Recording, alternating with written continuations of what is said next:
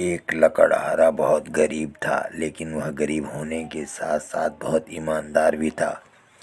रोजाना सुबह सुबह जंगल जाता, वहाँ से अपने जीवन यापन करने के लिए लकड़ियाँ काट कर ले आता।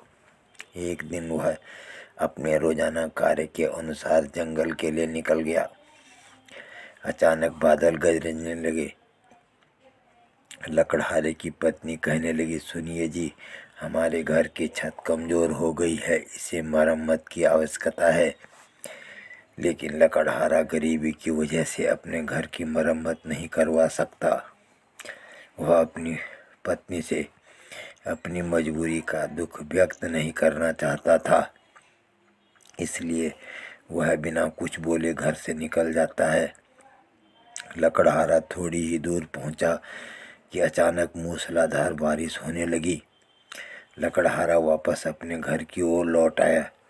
वह देखता है कि उसकी पत्नी घर की छत को बांध रही है। चारों तरफ से पानी टपक रहा है। उसे कुछ समझ नहीं आया।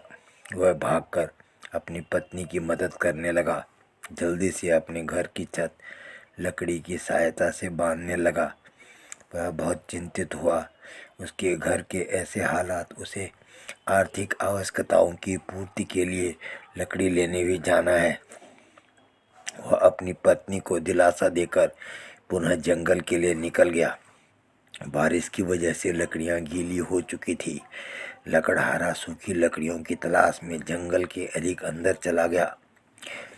लकड़हारा जैसे ही जंगल पहुंचा, वहां एक आदमी पहले ही लकड़ियां काट रहा था।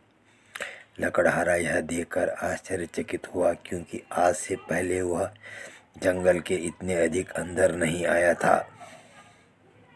तभी उस आदमी की नज़र लकड़हारे पर पड़ी और वह पूछने लगा, क्या तुम भी लकड़ियों के लिए आए हो? लकड़हारा उतावलेपन में जवाब देता है, जी हाँ, और जिज्ञासा भरी आवाज़ से पूछता, महोदय आप कौन हैं? तभी वह इंसान मुस्कुराते हुए अपने काम में लग जाता है। लकड़हारा भी उसे नज़रअंदाज करके अपने काम में लग जाता है। कुछ समय बाद लकड़हारा अपनी लकड़ियों को इकट्ठा करके एक साथ बांध देता है और पेड़ के नीचे बैठकर आराम करने लगा।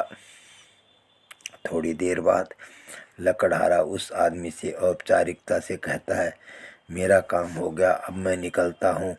वह इंसान इस बार भी उसकी बात का कोई जवाब नहीं दिया। लकड़हारा उसके ऐसे व्यवहार से दुखी हो गया और अपने लकड़ियों के ढेर के पास पहुंचा, लेकिन वह देखता है कि वहां दूसरे तरह की लकड़ियां दिख रही थी। वह चिंतित हो गया और भागते हुए उस आदमी के पास पहुंचा और गुस्से में कहता, क्या आपने यहाँ किसी और को देखा है?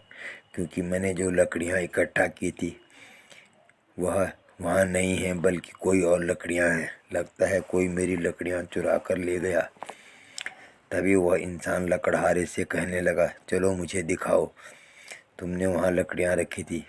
जैसे ही लकड़हारा उसी लकड़ियों के पास ले गया, वह एक लकड़ी उठाकर लकड़हारे की तरफ उत्साहित होकर कहने लगा, अरे तुम्हारी लकड़ियाँ तो सोने की बन चुकी हैं।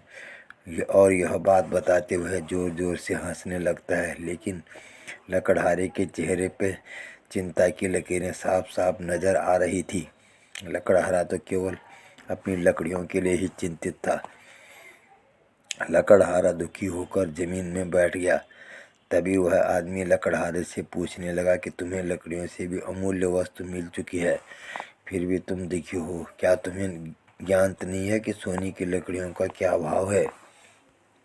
तुम तो इन स्वर्ण लकड़ियों से सारा जंगल खरीद सकते हो, फिर भी तुम तुच्छ सी लकड़ियों के लिए विलाप कर रहे हो। तभी लकड़हारा भावुक स्वर में कहने लगा, मैं सिर्फ अपनी मेहनत से प्राप्त की गई वस्तु पर प्रसन्न होता हूँ। यह स्वर्ण लकड़ियाँ मेरे कोई काम की नहीं है। मुझे तो अपनी वही लकड़ियाँ चाहिए जो मैंने इकट्ठा की थी। लकड़हारे की यह बात सुनते ही वह इंसान चमत्कारी रूप में दिखाई दिया। लकड़हारा इतना विशाल रूप देखकर हाथ जोड़कर खड़ा हो गया और उसे एहसास हो गया कि यह जरूर कोई देव पुरुष है। अचानक लकड़हारे के सामने उसका पुराना लकड़ी का ढेर दिखाई देने लगता है। लकड़हारा जल्दी से भागकर अपनी लकड़ियों को पकड़ लेता है। देव उसकी ईमानदारी से बहुत प्रसन्न होते हैं और उसे आशीर्वाद देकर विदा कर देते हैं। लकड़हारा अपनी लकड़ियां लेकर घर आ गया, लेकिन थका हारा जैसे ही वह अपने घर पहुंचा तो उसकी आंखें चकाचौंध हो गई। उसका घर की हालत बहुत खराब थी। अब वह किसी महल से कम नहीं लग रहा था। लकड़हारा यह सब देखते ही समझ गया कि यह जरूर उसी देव की महिमा है। लकड़हारे की पत्नी को जब यह सारी बात पता चली, वह खुशी से उत्साहित हो गई। लकड़हारा और उसकी पत्नी यह चमत्कार देखकर खुशी से रोने लगे। लकड़हारे की ईमानदारी ने उसे जीवन भर के लिए धनवान कर दिया था। प्रिय मित्रों, यह कहानी आपको कैसी लगी?